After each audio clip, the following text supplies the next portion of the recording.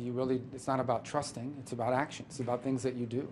So in the end, on something like this, you can't just say you want peace, you have to do peace. And that's true for both sides in any conflict. So in any war and in any engagement. So I think ultimately all these things, I would just encourage you guys, if we're going to be serious about foreign policy, to sort of navigate away from some of the, this is not a reality show, this is not about personalities, this is very simple. You either do things or you don't. There are things you are doing and things you're not doing. And that's what foreign policy is driven by, and that's how our decisions should be driven by. So unfortunately, in foreign policy, oftentimes you will have to work with, I'm not talking about President Putin in particular, I'm talking about generally, you will have to work with people you don't like in foreign policy. And oftentimes you will have disagreements with people you like. Sometimes you will have to figure out how to work together with nations that are not aligned with you on most issues.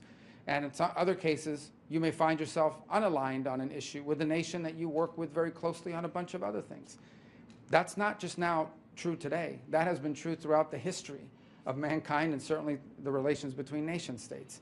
So I think it's important. I get there's this temptation to cover foreign policy the way we cover domestic policy and the way we cover other things in our society.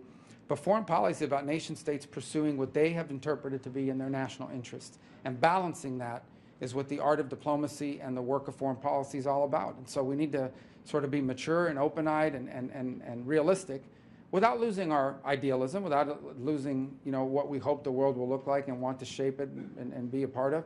But by the same token, we have to make pragmatic decisions every single day, and that's not true today. That's always been true.